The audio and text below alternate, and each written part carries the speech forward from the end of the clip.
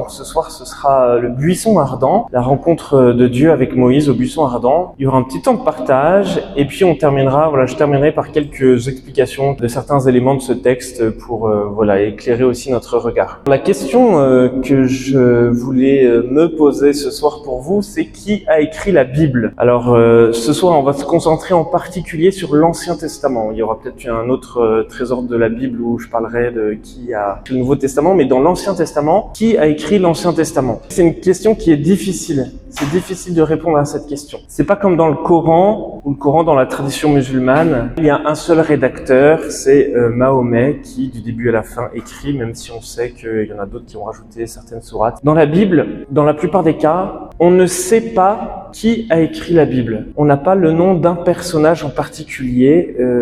Même si certains auteurs se rattachent à des personnages emblématiques, certains au roi David, qui est un grand roi de la Bible, d'autres au roi Salomon, mais on n'est jamais vraiment certain quelle est la main qui a tenu le stylo derrière. Alors, on sait que les prophètes, il y a un certain nombre de prophètes, 12 petits prophètes et 4 grands prophètes. Alors peut-être les 4 grands prophètes, il y en a certains qui les connaissent. Isaïe, Ézéchiel, Jérémie et Daniel. C'est des livres plus grands. Et puis il y a 12 petits prophètes. Je vous épargne la liste parce que je suis même pas sûr de la connaître par cœur.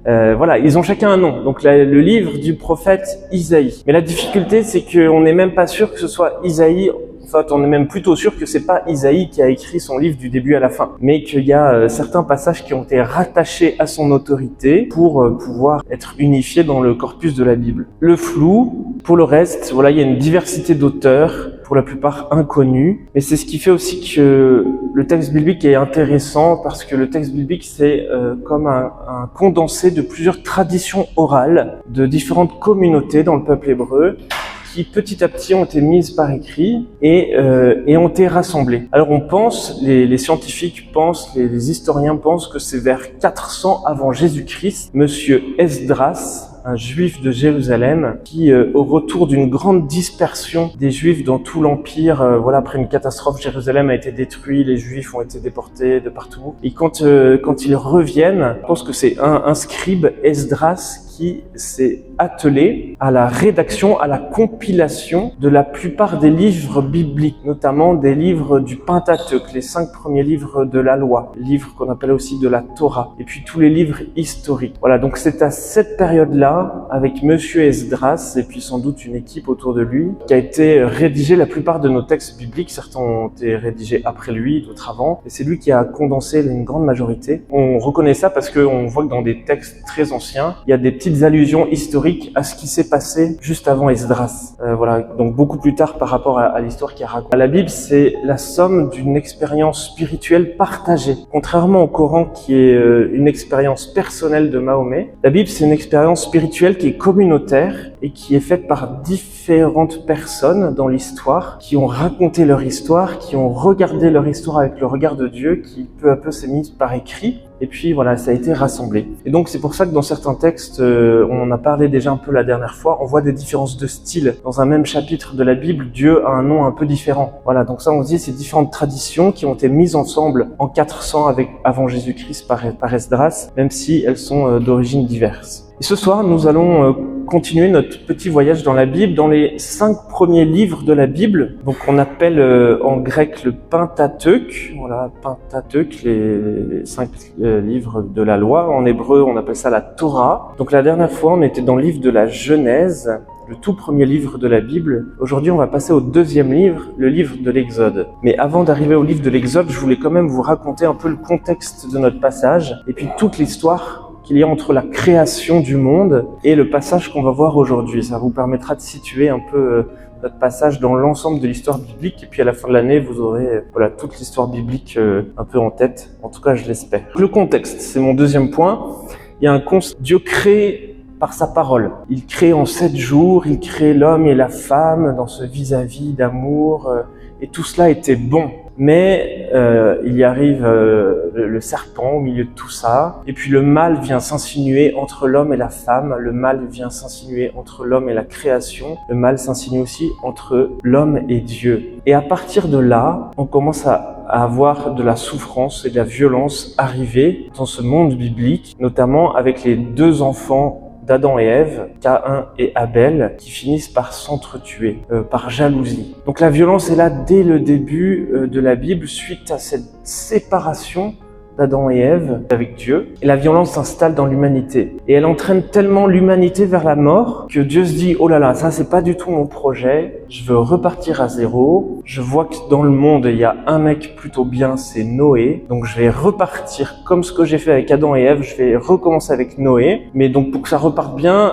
voilà, je vais envoyer le déluge pour détruire tout le reste. Mais je vais demander à Noé de garder les animaux. Voilà, c'est comme un nouveau départ. Alors nous, ça nous fait un peu bizarre d'avoir ce Dieu qui sacrifie tout le monde pour repartir à zéro. Voilà, il faut comprendre que dans le récit biblique, il y a une intention qui est racontée d'une certaine manière, qui n'est pas forcément ce qui s'est passé dans l'histoire, d'une part, et puis qui doit être corrigée aussi par ce que Jésus nous apprend de Dieu, lui qui est la révélation plénière de Dieu pour nous les chrétiens. Donc il choisit Noé avec qui construit son arche dans laquelle il installe tous les animaux, et il veut repartir à zéro. Il y a le déluge qui détruit tout, et puis après 40 jours de pluie, petit à petit la terre réapparaît et ça repart. Mais qu'est-ce qui se passe? Ça se passe mal. Et même les descendants de Noé connaissent et vivent la violence. Et donc Dieu fait ce constat terrible, le cœur de l'homme est mauvais. Mais il fait le serment de ne jamais plus détruire l'humanité, mais de prendre d'autres moyens pour continuer son projet, qui est un projet d'amitié avec l'homme, pour que l'homme puisse vivre dans cet amour qui vient de Dieu. Donc Dieu n'abandonne pas son projet de bonheur pour l'homme, il va faire une nouvelle élection, une nouvelle alliance, comme avec Noé, mais sans détruire les autres, sans supprimer l'humanité. Il choisit Abraham. Donc Abraham, c'est un des descendants de Noé. Je vous passe toute la généalogie, vous lirez ça dans le livre de la Genèse si vous voulez. Et Dieu choisit Abraham. Abraham, c'est un mec paumé qui vit près de Babylone, à Our en Chaldée, donc dans l'Irak actuel si vous voulez. Et Dieu lui apparaît pour faire une alliance avec lui. Et il lui promet deux choses. Il lui promet une descendance aussi nombreuse que les étoiles du ciel, que le sable au bord de la mer. Et lui promet aussi une terre ruisselant de lait et de miel sur laquelle il pourra s'installer, lui et ses descendants. Voilà, c'est cette alliance inconditionnelle avec Abraham, il n'y a pas de condition, c'est voilà, Abraham, tu es choisi, je te promets que tu auras une descendance aussi nombreuse que les étoiles du ciel, et je te promets que tu auras une terre pour toi. Le problème, c'est que Abraham, avec sa femme Sarah, sont âgés, ils n'ont pas d'enfants, et donc quand on devient très très vieux, qu'on n'a toujours pas d'enfants, même si Dieu le promet, ça devient compliqué à gérer émotionnellement pour Abraham. Donc je vous ai mis sur la feuille de route l'arbre généalogique. On a Abraham qui est marié avec Sarah, donc j'ai souligné à chaque fois le nom de la femme officielle. Et comme tous les deux ils n'ont pas d'enfants, Sarah à un moment lui dit ils se mettent d'accord, elle dit va voir ma servante Agar, comme ça tu auras une descendance avec elle et puis ça correspondra au projet de Dieu. Donc Abraham engendre Ismaël avec Agar la servante. Mais Dieu revient et lui dit mais non Abraham, moi je t'ai dit que tu auras une descendance, mais c'est vraiment de toi et de ta femme que tu auras une descendance. Alors là, Sarah qui est cachée dans la tente, elle entend, elle rigole bien, et puis il y a cette jolie discussion entre Dieu et Sarah qui parle du rire, et finalement Abraham et Sarah vont donner naissance à Isaac, qui est de la racine du rire justement. Donc à la fois cette joie de Sarah et d'Abraham d'avoir pu avoir un enfant, mais aussi de ce rire où Sarah ne croit pas à cette promesse de Dieu d'avoir une descendance avec Abraham. Et donc Abraham a un deuxième enfant, Isaac, qui est le fils de la promesse. Isaac se marie avec Rebecca, ils ont des jumeaux, Ésaü et Jacob, qui vont aussi se battre un peu pour savoir qui est l'aîné, qui a l'héritage, la succession d'Isaac. Donc tout ça c'est raconté dans le livre de la Genèse. Et finalement, Jacob, au cours d'une rencontre avec Dieu, va se faire appeler Israël. Israël, ça signifie fort contre Dieu. Et Israël, il va donner naissance à 12 fils. Alors je vous ai épargné les épouses parce qu'il en a plusieurs. Entre ses vraies épouses, il en a plusieurs. Les servantes qu'il a, avec qui il a des enfants, il en a plusieurs. Voilà. On n'est pas encore tout à fait dans la monogamie à cette époque-là. Et donc ça va donner naissance à ce qu'on appelle le peuple d'Israël.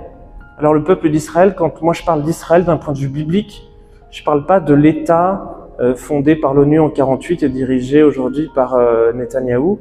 Je parle de cette famille de Jacob et de ses descendants. Et donc, parmi ces 12 descendants, on va voir ce qui a donné les 12 tribus d'Israël. Donc voilà, pendant très longtemps, là aujourd'hui, les Juifs ont un peu perdu cette tradition, sauf exception. Et on voit Saint Paul, il sait de quelle tribu il appartient. Saint Paul, il dit, moi je suis juif, je suis de la tribu de Benjamin. Il y en a d'autres qui sont de la tribu de Lévi, ce sont les grands prêtres. Je vous ai mis une tribu en gras, c'est la tribu de Juda. Alors Juda, c'est voilà le nom d'un des fils de Jacob, Israël. Lui, il s'est installé dans ce qui est aujourd'hui Jérusalem, ce qui a donné la Judée. Donc la Judée, ça vient du nom de Juda. En grec, c'est Iudaios, qui a donné en français les Juifs. Voilà, donc les Juifs, c'est les Judéens, c'est ceux qui habitent la Judée, c'est ceux qui sont plus ou moins les descendants de Juda. Voilà, c'est le mot qu'on a gardé aujourd'hui pour parler voilà, des descendants d'Israël. Et c'est de Juda que naîtra un des grands rois de la Bible, David, avec son fils Salomon, qu'on verra la prochaine fois. Et c'est aussi de la descendance de Juda qu'est le roi du monde, qui est Jésus. Voilà, Jésus, il est descendant de David, donc il est de la tribu de Juda. Et j'en ai mis un autre en gras, c'est Joseph. Alors Joseph, il a une histoire spéciale dans le livre de la Genèse, donc on est toujours dans ce premier livre de la Bible qui est intéressant à lire parce que c'est un grand roman, hein, avec pas mal de rebondissements. Joseph, c'est le chouchou de son papa. Alors, il lui offre des belles tuniques, c'est toujours un peu le préféré. Donc, qu'est-ce qui se passe? Les autres frères, ils sont jaloux.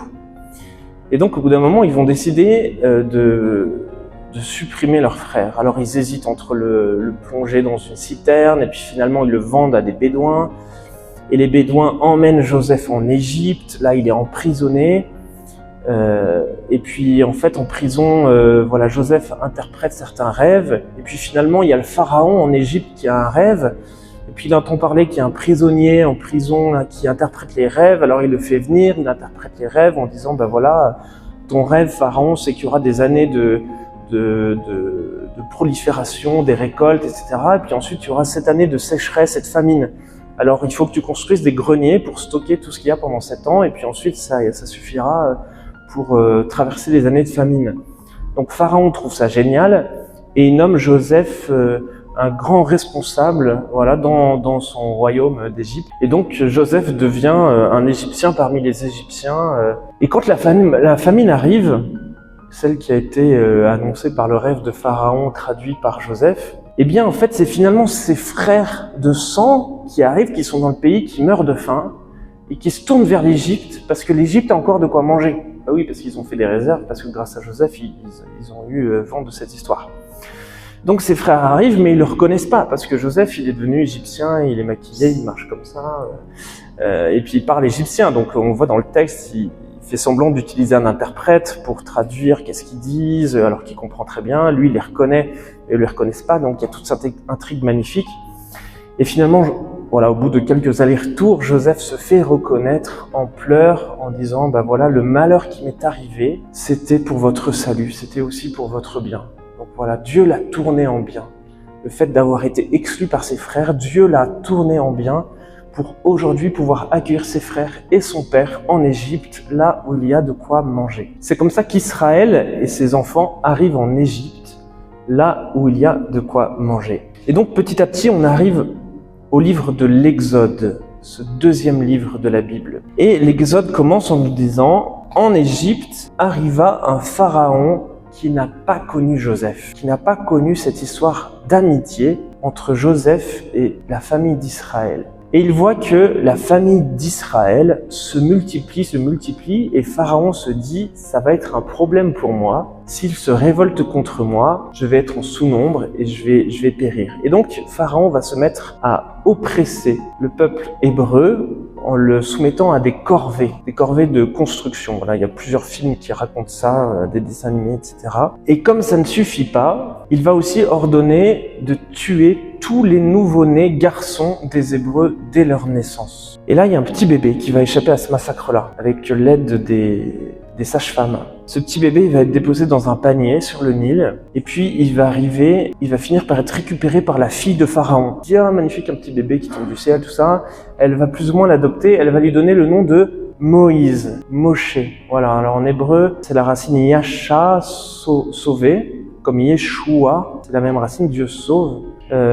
Mais les historiens ils disent aussi, tiens, dans Moshe, Moïse, on reconnaît un peu une sonorité égyptienne comme toute Moses. Voilà, Moses en égyptien, ça veut dire fils de. Il dit, peut-être Moïse, il s'appelait quelque chose Moses, et puis la tradition biblique a gardé que la fin, Moses, Moshe, qui est devenu Moshe. Donc c'est intéressant de voir qu'un des grands prophètes de la Bible a un nom étranger, un nom à consonance égyptienne aussi. Et donc Moïse est accueilli à la cour de Pharaon, il grandit lui aussi comme un Égyptien. Et un jour, devenu adulte, il voit un Égyptien frapper un Hébreu. Alors lui, il s'interpose. Donc voilà, dans l'histoire, il est quand même nourri par sa propre mère. Moïse, voilà, la fille de Pharaon va la confier. Il dit, il faut quelqu'un pour l'allaiter, il faut une nourrice. Et donc, les sages-femmes qui avaient vu qui était sa mère, l'ont amené quand même à sa mère. Donc il a été nourri par sa mère. Il était vraiment entre ces deux nationalités, ces deux loyautés, à la fois hébreu, nourri vraiment par sa mère, mais dans cette appartenance égyptienne. Un jour, il voit cet Égyptien frapper un Hébreu, il s'interpose, il tue l'Égyptien. Alors ce geste, ce meurtre, va contraindre Moïse à fuir l'Égypte. Parce que voilà, pour la cause des représailles, enfin les problèmes que ça peut causer par rapport à son peuple à lui, le peuple hébreu, et puis aussi les représailles par rapport aux Égyptiens. Et donc il fuit dans le désert, il part. Et il est recueilli là par une famille de Bédouins, de laquelle il épouse la fille Tsipora, c'est-à-dire le petit oiseau. Et il devient berger pour cette famille. Et à ce moment-là, on arrive à notre passage. Moïse est donc dans le désert, quelque part dans le Sinaï. Il travaille pour son beau-père, Jéthro, et il est là avec ses brebis. Donc je vous invite à prendre votre Bible et aller avec moi dans ce deuxième livre de la Bible. Donc vous avez dans vos petites Bibles, en haut à droite, c'est marqué les petites abréviations, donc c'est assez pratique pour s'y retrouver. Donc GN au tout début, c'est Genèse. Donc je viens de vous raconter le livre de la Genèse en entier. Et puis on peut aller dans le livre de l'Exode au chapitre 3. Moïse était devenu berger du troupeau de son beau-père Jéthro, le prêtre de Madian. Dans cette tribu bédouine, Jéthro était prêtre de Madian. Il conduisit le troupeau derrière le désert et vint à la montagne de Dieu, à l'Horeb. L'ange de l'Éternel lui apparut dans une flamme de feu au milieu d'un buisson. Moïse regarda et vit que le buisson était tout en feu sans être consumé. Moïse dit « Je veux faire un détour pour voir quelle est cette grande vision et pourquoi le buisson ne brûle pas. » L'Éternel vit qu'il faisait un détour pour regarder. Dieu l'appela du milieu du buisson en disant « Moïse, Moïse !» Il répondit « Me voici. » Dieu dit « Ne t'approche pas d'ici, retire tes sandales, car l'endroit où tu te tiens est une terre sainte. » Il ajouta « Je suis le Dieu de ton père, le Dieu d'Abraham, le Dieu d'Isaac et le Dieu de Jacob. » Alors maintenant on les connaît un petit peu. Abraham, Isaac, Jacob, c'est le grand-père, le père et le fils. Moïse se cacha le visage car il avait peur de regarder Dieu. L'Éternel dit « J'ai vu la souffrance de mon peuple qui est en Égypte et j'ai entendu les cris qu'il pousse devant ses oppresseurs. Oui, je connais ses douleurs. Je suis descendu pour le délivrer de la domination des Égyptiens et pour le faire monter de ce pays jusque dans un bon et vaste pays, un pays où coule le lait et le miel. C'est l'endroit qu'habitent les Cananéens, les Hittites, les Amoréens, les Phéréziens, les Héviens et les Jébuséens. Maintenant les cris des Israélites sont venus jusqu'à moi. J'ai aussi vu l'oppression que leur font subir les Égyptiens. Maintenant vas-y, je t'enverrai vers le Pharaon et tu feras sortir d'Égypte mon peuple, les Israélites. Moïse dit à Dieu, « Qui suis-je moi pour aller trouver le Pharaon et pour faire sortir les Israélites d'Égypte ?» Dieu dit, « Je serai avec toi. Voici pour toi le signe que c'est moi qui t'envoie. Quand tu auras fait sortir le peuple d'Égypte, vous servirez Dieu sur cette montagne. » Moïse dit à Dieu, « J'irai donc trouver les Israélites et je leur dirai, « Le Dieu de vos ancêtres m'envoie vers vous. Mais s'ils me demandent quel est son nom, que lui répondrai-je » Dieu dit à Moïse, « Je suis celui qui suis. » Et il ajouta, « Voici ce que tu diras aux Israélites, « Je suis m'a envoyé vers vous. » Dieu dit encore à Moïse, « Voici ce que tu diras aux Israélites. L'Éternel, le Dieu de vos ancêtres, le Dieu d'Abraham, le Dieu d'Isaac et le Dieu de Jacob m'envoie vers vous tous. Tel est mon nom pour toujours, tel est le nom sous lequel on fera appel à moi de génération en génération. » Va rassembler les anciens d'Israël et dis-leur, l'Éternel, le Dieu de vos ancêtres m'est apparu, le Dieu d'Abraham, d'Isaac et de Jacob. Il a dit, je m'occupe de vous et de ce qu'on vous fait en Égypte. J'ai dit, je vous ferai monter de l'Égypte où vous souffrez dans le pays des Cananéens, des Hittites, des Amoréens, des Phéréziens, des Évéens, des Jébuséens, un pays où coule le lait et le miel. Ils t'écouteront. Tu iras avec les anciens d'Israël trouver le roi d'Égypte et vous lui direz, l'Éternel, le Dieu des Hébreux, s'est présenté à nous. Permets-nous maintenant de faire 3 journées de marche dans le désert pour offrir des sacrifices à l'Éternel notre Dieu. Je sais que le roi d'Égypte ne vous laissera pas partir à moins d'y être contraint par une forte intervention. J'interviendrai, je frapperai l'Égypte par toutes sortes de prodiges que j'accomplirai au milieu d'elle. Après cela, il vous laissera partir. Je gagnerai même la faveur des Égyptiens à ce peuple, et quand vous partirez, vous ne partirez pas les mains vides. Chaque femme demandera à sa voisine et à celle qui séjourne chez elle des vases d'argent, des vases d'or et des vêtements. Vous les ferez porter par vos fils et vos filles, et vous dépouillerez les Égyptiens. C'est notre texte d'aujourd'hui. Alors, un petite remarque. Ici, vous avez l'Éternel, Dieu. Voilà, donc à chaque fois qu'il y a le mot éternel, l'Éternel, dans nos Bibles quand on lit à la messe, on traduit plutôt le Seigneur. Le Seigneur, Dieu a dit, voilà. Que ce soit le mot le Seigneur ou le mot l'Éternel, ça cache un mot hébreu très important qui est le nom de Dieu. 4 voyelles. Certains le traduisent, le vocalisent Yahvé, d'autres Jéhovah. On y reviendra tout à l'heure, mais je voulais quand même vous signaler ça avant la lecture. Comment lire ce texte? Donc un premier point sur lequel je voudrais m'arrêter, c'est que Moïse est berger. Il est berger pour le compte de son beau-père. Et il conduit son troupeau au-delà du désert, derrière le désert. Et ça, c'est un peu pour Moïse comme une anticipation de sa mission d'être le berger pour le compte de Dieu. Non plus de son beau-père, mais pour Dieu. Voilà, celui qui va conduire le peuple d'Israël derrière le désert, au-delà du désert, jusque vers la terre promise. Donc c'est intéressant de voir que voilà, il y a comme cette préparation lointaine de Moïse à sa mission dans cette mission de berger. Quand Dieu nous appelle à quelque chose, quand Dieu nous confie une mission, il ne change pas notre identité. Il ne vient pas nous demander de nous faire des choses extraordinaires qui seraient vraiment au-delà de nos capacités. Il n'attend pas de nous des choses qui soient au-delà de nos forces. Et c'est ce qu'on voit ici avec Moïse. Dieu se sert de ce qu'est Moïse pour mettre ce qu'il est au service de son dessein d'amour. Et donc Dieu se sert de ce que nous sommes pour mettre cela au service de son dessein d'amour. Alors parfois Dieu il vient aussi nous élargir dans nos capacités. Moi avant d'être prêtre, je paniquais à l'idée de devoir faire tout le temps des homélies et dire des choses. Et puis aujourd'hui j'aime bien faire des homélies. Mais à l'époque je savais pas et ça me faisait peur, un peu comme Moïse qui avait ses objections.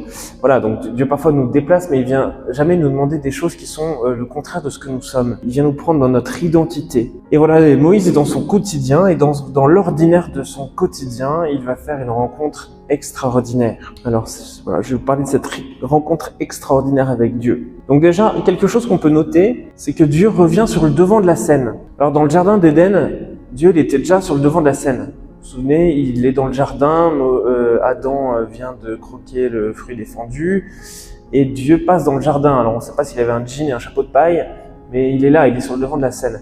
Petit à petit, dans le livre de la Genèse, il va s'estomper, et puis dans l'histoire de Joseph, que je vous ai raconté avec les songes, il sera vraiment toujours dans les coulisses. C'est Dieu qui bénissait Joseph, c'est Dieu qui donnait à Joseph la capacité d'interpréter, c'est Dieu qui mettait sa faveur en Joseph. Mais il agit toujours depuis les coulisses.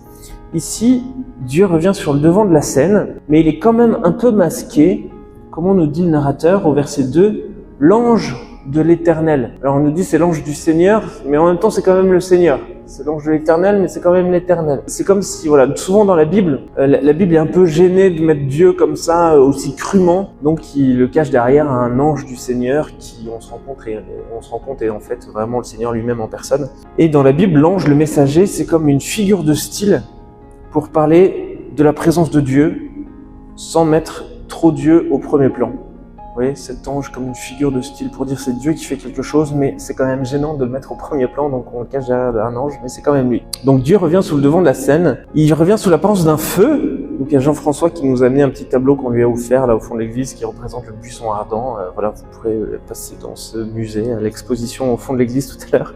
Apparence d'un feu, donc le feu c'est cette vie, c'est quelque chose qui bouge, c'est l'amour. Vous savez qu'en hébreu, la flamme, lavat, c'est la même racine que lève, le cœur. La flamme et le cœur, c'est la même racine en hébreu. Voilà, ce feu de l'amour, c'est quelque chose d'insaisissable, on ne peut pas mettre la main sur le feu, ça nous échappe toujours, ça brûle aussi. Enfin, on voit que Moïse approche de cette rencontre avec respect, il se voile le visage, enfin, il se cache les yeux pour ne pas voir Dieu face à face. Il y a quelque chose de grand, d'insaisissable. Et c'est un feu qui ne consume pas le buisson. C'est un feu qui ne détruit pas. Donc ça, c'est quelque chose qu'on peut aussi noter de cette présence de Dieu qui ne détruit pas, qui a toutes ces capacités, ces qualités du feu, de cette flamme, mais qui ne détruit pas. Et il se trouve où? Sur un buisson. Alors, il aurait pu trouver autre chose, mais c'est un buisson. Un buisson, c'est rien de très noble. Ça a une précarité, une pauvreté, une certaine simplicité. Voilà un peu le support de cette apparition. Et on voit que Moïse voit ça et il choisit de faire un détour. Donc on entend le narrateur nous dire ce qui se passe dans la tête de Moïse. Je vais faire un détour pour voir de quoi il s'agit. Et donc Moïse fait un détour pour mieux voir ce qui se passe à cet endroit-là, mais aussi il fait un détour de sa route de meurtrier émigré, bien installé chez son beau-père Jéthro. Il se laisse être détourné par le feu de l'amour divin. Voilà, et d'ailleurs son histoire va être détournée. Il se laisse déplacer, désinstaller par Dieu. Ça c'est intéressant, voilà comment nous aussi de temps en temps on peut se laisser détourner parce que Dieu est en train de faire quelque chose autour de nous dans notre vie et que ça vient déplacer un peu notre histoire. Et à ce moment-là, la voix de Dieu retentit. Avant de devoir conduire son peuple sur la terre promise, Moïse doit se rendre compte qu'il est dans un lieu saint, une terre sainte. Moïse, donc Dieu connaît le prénom de Moïse. Moïse répondit, me voici. Dieu dit, ne t'approche pas d'ici, retire tes sandales, car l'endroit où tu te tiens est une terre sainte, un lieu saint, une terre qu'on approche avec respect. Nous aussi, comme ça, dans notre vie, on peut avoir des terres saintes, des lieux saints, des moments où on a fait une expérience de la présence de Dieu, dans sa chambre, dans une église, dans une chambre d'hôpital, devant un beau paysage. On a comme ça des lieux qui prennent une couleur particulière. Ça peut être aussi parfois dans la douleur, dans la souffrance, où on sent que Dieu est là. Des lieux qui viennent se colorer de cette présence de Dieu qu'on garde dans notre mémoire. Voilà, c'est ce qui se passe un peu pour Moïse à ce moment-là. Et Dieu se présente. Qu'est-ce qu'il dit? Je suis le Dieu de ton père, le Dieu d'Abraham, le Dieu d'Isaac, le Dieu de Jacob. Donc pour Dieu, c'est clair. Vous vous souvenez cette identité, ce conflit d'appartenance, Moïse égyptien ou hébreu. Pour Dieu, c'est clair. Dieu vient resituer Moïse dans sa filiation et son appartenance au peuple de Jacob, d'Abraham et d'Isaac, au peuple d'Israël. Il est remis dans sa juste lignée, sa juste appartenance, qui n'est pas celle de l'Égypte, mais celle d'une famille choisie par Dieu, de laquelle il a été exclu par son meurtre. Et Dieu, au versets 7 et 8, annonce la situation. « J'ai vu la souffrance de mon peuple qui est en Égypte, j'ai entendu ses cris, les cris qu'il pousse devant ses oppresseurs. Oui, je connais ses douleurs. Je suis descendu pour le délivrer de la domination des Égyptiens et pour le faire monter de ce pays jusque dans un bon et vaste pays, un pays où coule le lait et le miel. » Moïse avait peut-être l'impression que Dieu était loin. Vous savez, il était là en Égypte, il a vu ce problème entre l'Égyptien et l'Hébreu, il s'est interposé, puis ensuite il a dû fuir, et puis ensuite il s'est trouvé une épouse, il s'est trouvé une famille. Pendant ce temps-là, silence de Dieu, quoi. Et sans doute, Moïse a pu avoir l'impression que Dieu était loin, comme on a parfois nous cette impression dans nos vies. Et donc c'est aussi peut-être pour ça que Moïse a voulu prendre les choses en main en tuant l'Égyptien. Il dit en fait Dieu fait rien, donc je m'en occupe. Nous aussi et Abraham c'était la même chose. Abraham, Dieu lui avait promis un fils. Bon, ça n'arrive pas, donc je m'en occupe. Je vais vers la servante Agar et puis comme ça j'aurai un fils. En fait, c'est pas le moment de Dieu. Dieu sait les choses, mais c'est pas son moment. En fait, Moïse se trompait. Dieu sait ce qu'il se passe pour son peuple. Il n'y est pas indifférent, mais simplement sa temporalité n'est parfois pas la nôtre. Donc ça, c'est difficile pour nous. Mais la temporalité de Dieu, on le voit dans la Bible, n'est pas forcément celle des personnages de la Bible. Et c'est la même chose pour nous. Et vous avez vu, dans ce que Dieu décrit la situation, c'est très détaillé. Il y a 3 verbes de perception. J'ai vu, j'ai entendu, je sais. Et 3 verbes d'action. Je vais descendre, le délivrer et le faire monter. Donc il y a déjà ce mouvement de descente, de délivrance et d'ascension.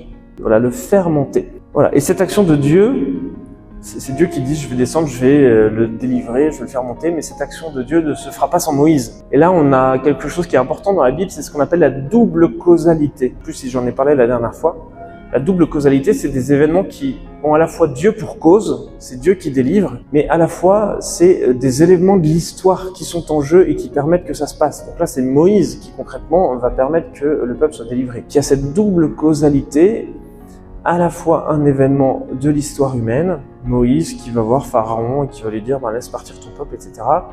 Mais à la fois derrière cette causalité humaine historique, il y a une causalité divine qui est vraiment là aussi. Et au verset 10, maintenant va, je t'envoie chez le Pharaon, tu feras sortir d'Égypte mon peuple, les fils d'Israël. Moïse est envoyé en mission. C'est mon troisième point. Donc face à cette mission, face à cette demande, Moïse va rétorquer plusieurs objections. On en a vu quelques-unes, en tout il y en a 5. Moïse n'a pas envie d'y aller.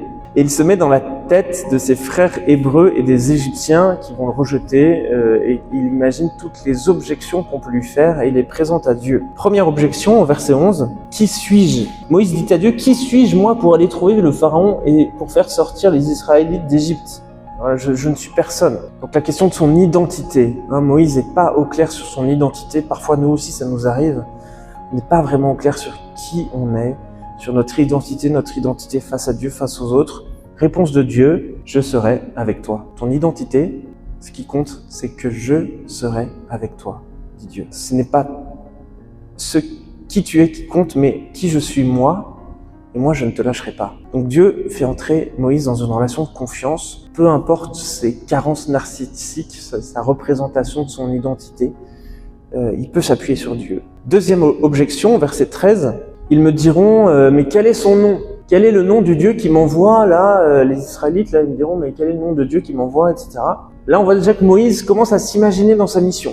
Il se représente le truc, il dit, je vais aller les voir, et puis je leur dirai ça, et puis eux, ils me diront ça. Et puis ils vont me demander, mais attends, c'est qui ce Dieu qui t'envoie ? Voilà, donc je vais revenir sur le nom de Dieu juste après. Troisième objection, elle est au début du chapitre 4, donc ça, on l'a pas lu. Les Hébreux ne me croiront pas. Ils ne me croiront pas. Il en est à complètement fumé. Moïse, écoute, t'es gentil, retourne chez toi.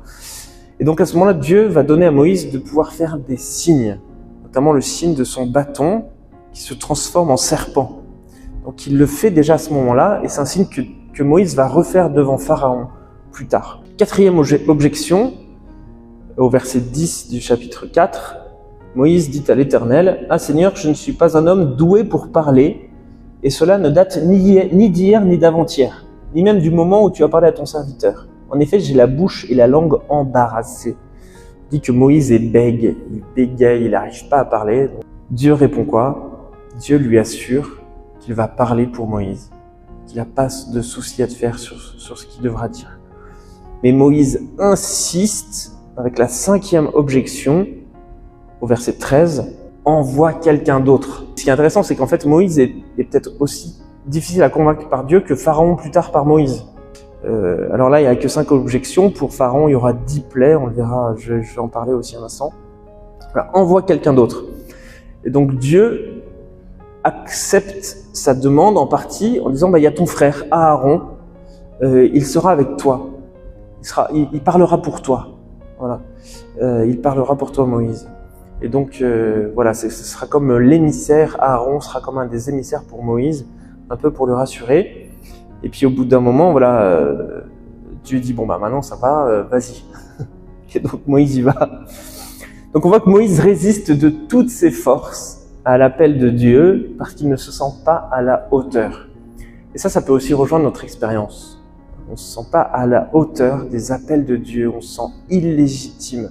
Et c'est la même chose pour Moïse, il se sent illégitime, il se sent misérable, mais Dieu insiste, il rassure, et il donne aussi des appuis à Moïse pour qu'il puisse trouver la paix et être certain de la présence de Dieu avec lui toujours, même s'il ne promet pas que la mission sera facile. Je voulais faire un petit zoom sur le nom de Dieu.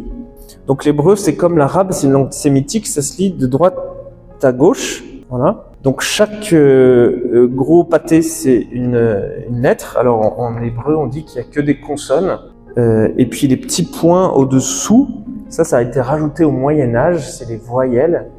Parce qu'au Moyen-Âge, on commençait déjà un peu à perdre la prononciation. Alors il y a des juifs, des rabbins qui se sont dit il faut qu'on écrive la vocalisation, les voyelles, pour être sûr de savoir comment ça se prononce. Vous avez la première lettre, par exemple, c'est le Aleph, donc la première lettre ici tout à droite, qui ressemble à une croix de Saint-André, c'est la première lettre de l'alphabet, c'est le Aleph, c'est la lettre A.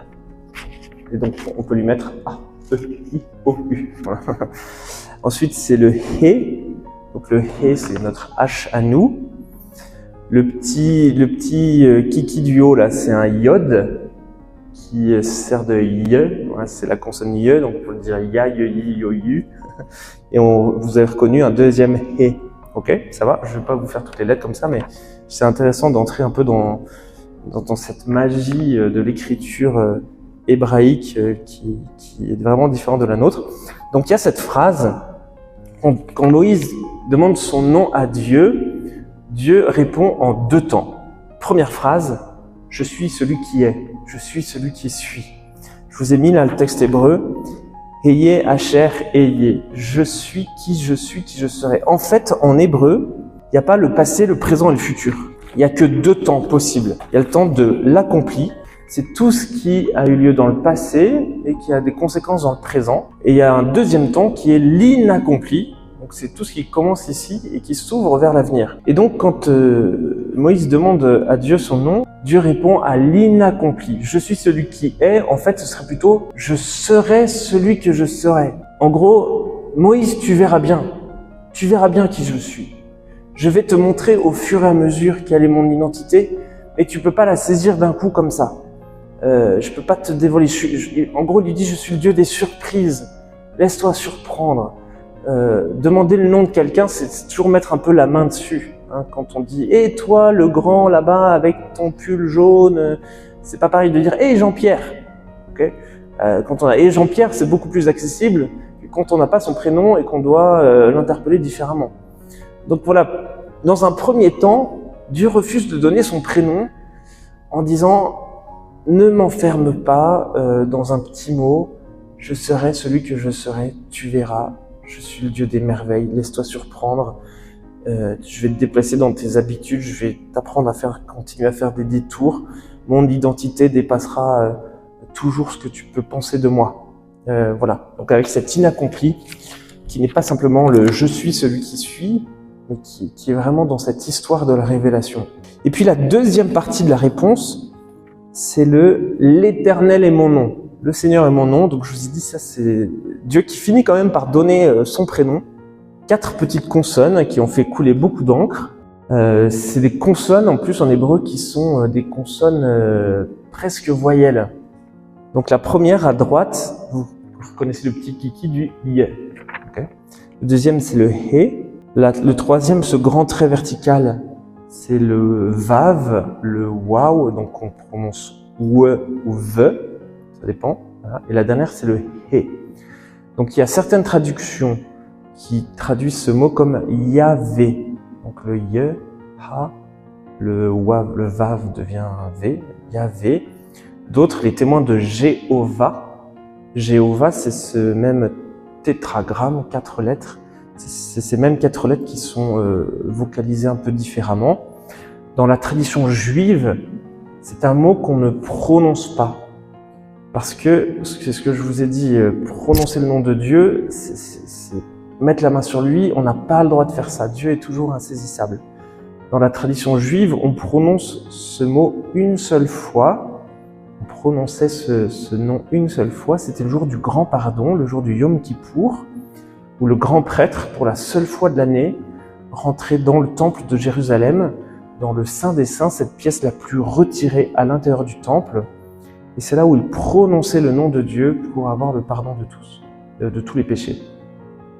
Et depuis 70 après Jésus-Christ, vous savez que le temple de Jérusalem a été rasé par les Romains, donc il n'existe plus, donc ce rite n'est plus fait, donc la transmission du nom de Dieu et de sa vocalisation est perdue.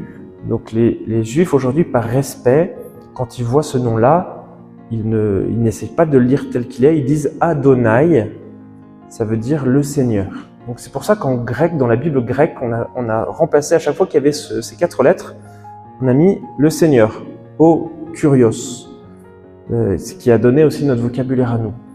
Et puis dans les Bibles, voilà, dans d'autres traditions, comme ici la tradition protestante, ils ont dit l'Éternel parce que c'est ce lien avec le verbe être.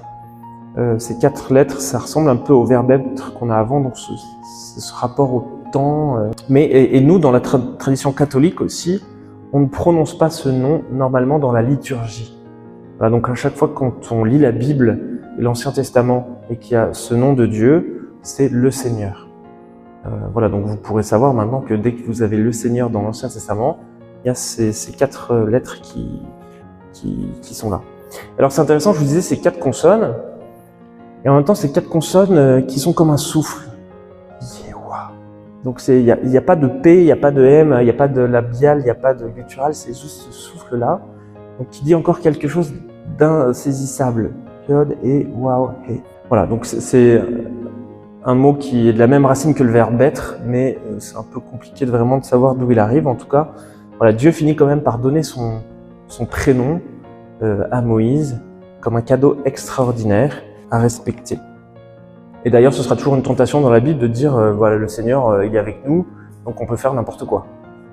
On a son nom, il nous appartient, on a l'arche d'alliance, tout est à nous, et donc on peut aller se battre contre les ennemis. Donc là, on se fait rétamer forcément parce qu'en fait, ça suffit pas de dire Dieu est avec nous, il faut vivre aussi en cohérence avec ce que Dieu nous demande. Un point sur la résistance de Pharaon. Donc le narrateur, le texte nous annonce déjà un problème au verset 19. « Je sais que le roi d'Égypte ne vous laissera pas partir, à moins d'y être contraint par une forte intervention. » Il va y avoir de la résistance de la part de Pharaon. Alors on pourrait se dire, dans le dialogue Dieu-Pharaon, c'est pas une relation d'égal à égal. Donc en fait, ça pourrait être facile pour Dieu de dire « bon, ok, je l'ai décidé, ça s'accomplit ». En fait non, Dieu travaille toujours avec la liberté des hommes. Il insiste quand même, on le voit avec Moïse, il travaille avec la liberté de Moïse, et Moïse a sa liberté qui a des objections, mais dans la discussion ça marche. Et avec Pharaon, ça va être pareil. Pharaon dit non, le peuple ne sortira pas, donc tant que le Pharaon n'a pas dit oui, le peuple va rester. Et donc il va y avoir tout un tas de signes, de prodiges, on va appeler aussi des plaies, qui vont être là comme une gradation pour dire à Pharaon, attention, notre Dieu est un Dieu vivant, c'est Dieu, c'est le plus fort, tu ferais mieux de les laisser partir. Et Pharaon refuse. Je ne sais pas si vous vous souvenez des 10 plaies d'Égypte, je vais vous les dire. Et les eaux du Nil changées en sang. Il y a l'invasion des grenouilles, l'invasion des moustiques, l'invasion des mouches et des tans. Il y a la destruction des troupeaux. Ensuite, il y a l'arrivée des furoncles. Il y a des orages de grêle. Il y a les sauterelles. Il y a les ténèbres pendant 3 jours. Et puis à la fin, ce signe un peu terrible de la mort des premiers-nés, sauf de ceux dont les maisons sont marquées par le sang de l'agneau. Historiquement, moi je ne sais pas trop ce qui s'est réellement passé à ce moment-là. On est dans un récit dont le but est de montrer que le Dieu des Hébreux est plus fort que les Égyptiens. Et les Égyptiens, c'est le grand royaume à l'époque. Et le but de ce récit, c'est de montrer ça. Et vous savez, dans une cour de récré, quand on est enfant, on dit bah mon papa c'est plus fort, il a un couteau grand comme ça, oui bah moi c'est plus fort, il a un pistolet grand comme ça, voilà. On en rajoute un peu. Voilà, et donc le texte biblique sans doute il en rajoute un peu pour bien nous faire comprendre que le Dieu des Hébreux c'est vraiment le plus fort. Et si c'est le plus fort, ben c'est le plus fort. Alors voilà, moi je pense qu'historiquement ce qui est sûr c'est que les Hébreux en Égypte ils sont un jour sortis sous la conduite de Moïse et ils ont vraiment reconnu que cette sortie c'était le fruit de l'œuvre de Dieu. C'est Dieu qui leur a permis de sortir de cet esclavage qu'ils vivaient pour ensuite rentrer en terre promise. Et du coup, comme ils ont compris ça, ils ont voulu que tout le monde le comprenne bien. Donc ils le comprennent, et voilà, ils l'expliquent en faisant des exagérations sans doute, quitte à utiliser des éléments narratifs qui aujourd'hui peuvent nous sembler un peu difficiles à croire. Mais le peuple a fait cette expérience spirituelle que Dieu est un Dieu qui sauve. Dieu est un Dieu qui sauve Moïse, sauvé des eaux. C'est un Dieu qui sauve son peuple. C'est une expérience qui était aussi la nôtre. Et cette expérience-là, elle est historique. Elle a une place dans l'histoire. Même si la manière dont on la raconte n'est pas forcément historique à 100%. Si un jour j'apprends que ça s'est pas passé comme ça, je ne perds pas la foi. Voilà, c'est ce que je voulais vous dire. Conclusion. Qu'est-ce que cette histoire nous apprend sur Dieu? Première chose, Dieu vient nous rejoindre dans nos exils, dans nos déserts. Nous, parfois, nous fuyons. Comme Moïse, on fuit notre identité, on se trompe dans la réalisation de notre vocation. Voilà, en fait, la vocation de Moïse, c'était vraiment de libérer son peuple. Il avait ça dans les tripes, sans doute, quand il a tué l'Égyptien. Mais c'était pas de la bonne manière. Dieu va nous rejoindre, même dans nos mauvaises manières, d'accomplir notre vocation. Il vient nous rejoindre même dans nos fuites, dans nos exils, dans nos déserts. Et d'ailleurs, c'est peut-être dans le silence du désert qu'il y a un espace pour entendre une parole de la part de Dieu. En hébreu, parole et désert, c'est la même racine. Midbar c'est le désert, et dabar, c'est la parole. Donc le désert dans la Bible, c'est souvent ce lieu où la parole de Dieu est donnée. C'est le cas pour Moïse, c'est le cas pour le peuple d'Israël qui va se perdre 40 ans dans le désert, mais c'est le lieu où il va entendre la parole de Dieu et sa loi. C'est le cas aussi des prophètes qui diront « mon peuple, je t'emmène au désert pour te parler cœur à cœur, etc. » Parfois, c'est dans ces déserts-là qu'il y a un espace pour écouter vraiment la parole de Dieu, quand on a quitté nos certitudes, nos manières de faire. Donc Dieu appelle Moïse dans son désert pour sauver son peuple dans la désolation. Et il n'y a pas de situation qui soit trop lointaine pour être rejointe par Dieu. Moïse, il était quand même mal barré, un meurtrier qui avait fui, s'était caché à l'autre bout du désert. Dieu vient le chercher là. Il n'y a pas de situation trop lointaine pour Dieu. Un premier point. Un deuxième point, on a vu que Dieu appelle Moïse à sauver son peuple. Rien que ça. Mais Moïse avait déjà ça dans les tripes. Et c'est une autre manière d'être berger. Voilà, Dieu respecte notre identité, nos désirs. Il veut les transformer, bien sûr, et à sa mesure, une mesure qui nous dépasse. Il vient respecter tout ça. Dieu veut se révéler à nous, nous dire son identité jour après jour, épisode après épisode, jusqu'à la mort et la résurrection de Jésus, qui sera le sommet de cette révélation. Donc Dieu veut se révéler à nous, et puis il veut aussi révéler le fond de ce que nous sommes, et que nous ne connaissons pas encore grâce à lui. Là, quand Dieu dit « je serai qui je serai », Moïse il va se laisser transformer par cette révélation progressive de Dieu jour après jour, épisode après épisode. Et Dieu a plus confiance en Moïse que Moïse n'a confiance en lui. Ça aussi, c'est des choses qu'on peut se dire, nous, des fois, on a l'impression que Dieu nous confie des choses impossibles, mais des fois, Dieu a plus confiance en nous que nous en nous-mêmes. Mais Moïse n'est pas parfait, il a plein de défauts, il bégaye, c'est même un meurtrier. Moïse se sent illégitime, et pourtant, il a sa place dans le projet de Dieu qui lui confie une mission. Donc ça veut dire, préparez-vous, on a tous une mission à recevoir de la part de Dieu. Même si on le sent pas trop, comme Moïse. Dieu choisit des gens imparfaits, comme vous et comme moi, pour le bien de tous, pas pour la gloire personnelle, mais pour le bien du peuple tout entier, dans une mission qui nous déplace et qui nous surprend. Alors nous, on a peur de l'inconnu, on a peur de se lancer. On croit parfois que ce que nous sommes est un obstacle pour être appelé à quelque chose de grand. Mais ça, c'est parce que nous nous regardons mal. Nous, on ne connaît pas l'avenir, mais Dieu est celui qui sera avec nous, celui qui va se révéler jour après jour à nos côtés. Et lui, il n'a pas peur. Lui, il nous connaît mieux que nous-mêmes et il nous invite à nous dépasser. Alors, est-ce que ce soir, nous accepterons de faire un détour de nous-mêmes pour dire comme Moïse à Dieu, me voici? Je vous laisse avec cette question. Ce qui se passe après, je vous en parlerai la prochaine fois. Donc, Moïse et son peuple finissent par sortir. Ils arrivent dans le désert, et puis ils arrivent aux portes de la terre promise. Donc, ils envoient des éclaireurs. Puis là, les éclaireurs voient des choses extraordinaires. Des grappes de raisins, mais immenses. Puis ils voient aussi que les gens sont des géants. Et puis ils se disent, oh là là, si on va là-bas, on va se faire massacrer. Donc, ils reviennent vers Moïse en disant, c'est super, il y a des trucs trop bien, mais on va se faire massacrer, donc surtout n'y allons pas. Donc, ils refusent d'entrer en terre promise. Et à cause de ce refus, ils vont se perdre 40 ans dans le désert. Donc, il y a le livre de l'Exode, le livre du Lévitique, le livre des Nombres et le livre du Deutéronome, 4 livres qui racontent cette errance du peuple d'Israël dans le désert, où Dieu va leur parler, va leur donner la loi, où eux ils vont dire il y en a marre de Dieu, on s'en va, et puis finalement ils vont venir, et puis voilà, il y a cette histoire d'alliance qui va se travailler, et puis ils vont finir par entrer en terre promise, et puis là ils vont s'installer, ils vont demander à avoir un roi. Donc la prochaine fois on verra le roi Salomon, qui est un roi connu pour sa sagesse. Donc c'est ce qu'on verra ensemble, j'en dis pas plus.